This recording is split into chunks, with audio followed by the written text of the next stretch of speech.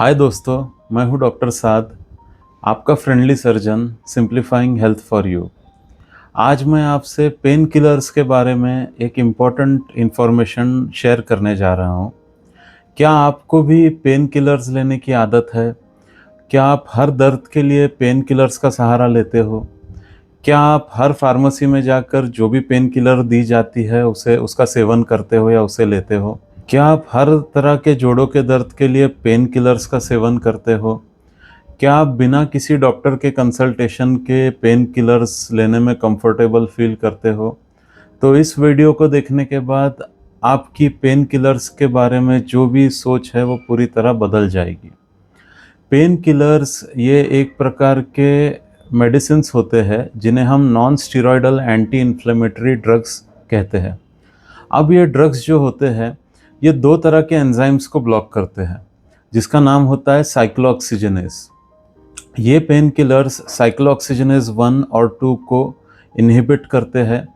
इस एंजाइम के इनहिबिशन के वजह से बहुत बार एक ऐसा कॉम्प्लिकेशन होता है जो जानलेवा भी हो सकता है, और ये आम तौर पर जो बूढ़े लोग हैं या जो बुज़ुर्ग लोग हैं उनमें पाया जाता है, जो जोड़ों के दर्द के लिए बहुत ज़्यादा पेन किलर्स का सहारा लेते हैं और जिन्हें एक प्रकार के पेन किलर की सेवन की आदत पड़ जाती है।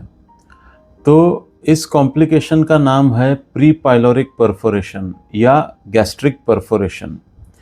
ये जो non steroidal anti inflammatory drugs या पेन किलर जिन्हें हम आम भाषा में कहते हैं या जो कॉमनली प्रिस्क्राइब किए जाते हैं डॉक्टरों द्वारा, ये जो ड्रग्स होते हैं इनका जो साइड इफ़ेक्ट होता है वो ध्यान में रखना बहुत ज़्यादा ज़रूरी है।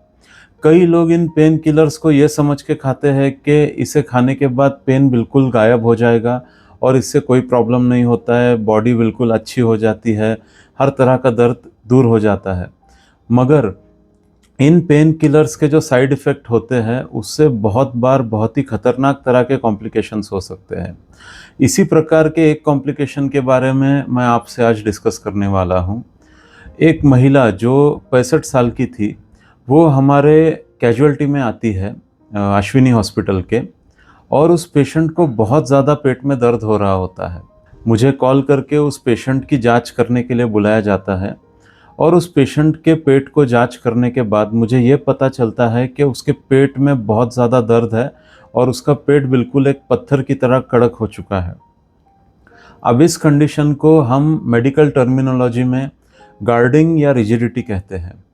और जब मैंने उस पेशेंट से पूछा कि उन्हें ये क्यों हुआ है और कब होना चालू हुआ, तो उस पेशेंट ने मुझे एक बहुत ही सिंपल सा जवाब दिया। उसने कहा कि सर, मुझे बस 1 या 2 दिन से ये तकलीफ़ हो रही है और अचानक से ये ऐसे हो गया। फिर मैंने उस पेशेंट से पूछा कि क्या आप पेन किलर लेते हो? तो उस पेशेंट ने कहा, हाँ सर, मैं लेती हूँ। मैंने फिर उससे पूछा कि आप कब से इस पेन किलर का सेवन कर रहे हो? तो उस पेशेंट ने जो जवाब दिया वो बहुत ही चौंकाने वाला था। उस पेशेंट ने मुझसे कहा कि सर, जब भी मुझे दर्द होता है तो मैं दवाई खा लेती हूँ। मैंने पूछा, आप किस दर्द के लिए दवा खाते हो? मेरे घुटनों में अक्सर दर्द रहता है, इसीलिए मैं इन पेन किलर्स या दर्द की दवाइयों का सहारा लेती हूँ और इनके खाने के बाद मुझे पूरी तरह से आराम मिल जाता है। मैंने उनसे पूछा कि आप ये दवाइयाँ कब से ले रहे हो? तो उन्होंने कहा कि मैं हर रोज़ लेती हूँ, कम से कम 4-5 महीने से। तो दोस्तों, इस पेन किलर के खाने के वजह से या non steroidal anti inflammatory drugs के खाने के वजह से इस पेशेंट के पेट में छेद हो गया था, जिसे हम प्री पाइलोरिक या गैस्ट्रिक परफोरेशन भी कहते हैं। ये पेन किलर्स जो होते हैं, जैसे कि मैंने आपको बताया, वो साइक्लोऑक्सीजनेज 1 और 2 एंजाइम्स को इनहिबिट करते हैं, और ये एंजाइम्स प्रोस्टाग्लैंडिन्स के फॉर्मेशन को रोक देते हैं। ये दोनों एक प्रकार के रसायन होते हैं जो हमारे पेट में पाए जाते हैं। अब आप एक बात सोचिए, अगर हमारे पेट में एसिड बनता है जिसका पीएच 1 या 2 के आसपास रहता है, तो ये एसिड हमारे पेट को क्यों नहीं जलाता या क्यों नहीं गला देता? तो इसका कारण ये है कि हमारे पेट के लाइनिंग में एक म्यूकोसल बैरियर होता है, और इस म्यूकोसल बैरियर के वजह से हमारा जो गैस्ट्रिक जूस है वो पेट को गला नहीं पाता या जला नहीं पाता, और ये पेन किलर्स इसी ही म्यूकोसल बैरियर को ख़राब कर देते हैं, जिसके वजह से पेट में छेद हो जाता है, और पेट में छेद होने की वजह से जो भी गैस्ट्रिक कंटेंट्स है या जो गैस्ट्रिक एसिड है वो हमारे पेट के अंदर फैल जाता है और केमिकल पेरिटोनाइटिस नामक एक बीमारी करवाता है। इस केमिकल पेरिटोनाइटिस की वजह से पेट में बहुत ज़्यादा सूजन आ जाती है और पेट बिल्कुल ही पत्थर की तरह कड़क हो जाता है, और इसका एकमात्र उपाय सर्जरी ही होती है।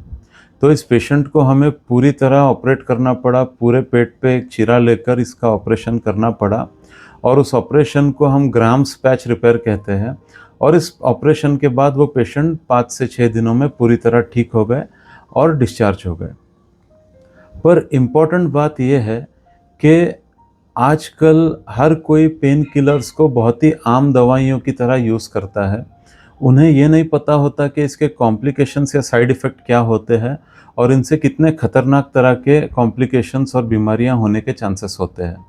ये जो प्री पाइलोरिक परफोरेशन या गैस्ट्रिक परफोरेशन है, ये जानलेवा होता है और इसे मेडिकल इमरजेंसी कहते हैं और सर्जिकल इमरजेंसी कहते हैं।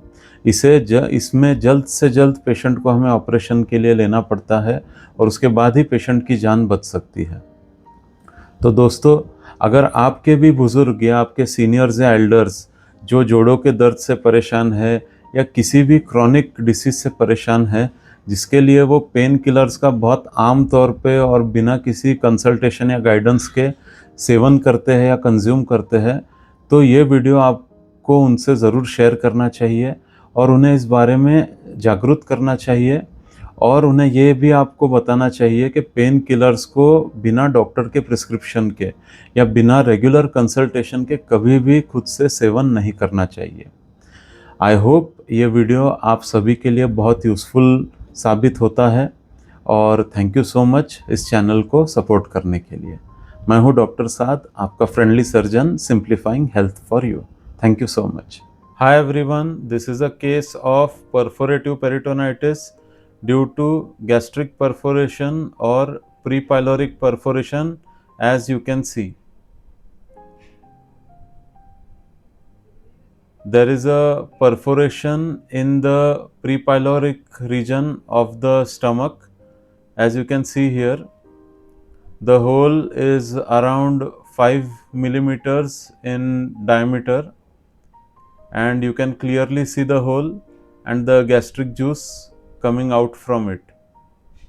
This patient, she had a history of taking analgesic medications for 4 to 5 months, because of which this perforation has happened. So please do not take painkillers without doctor's advice.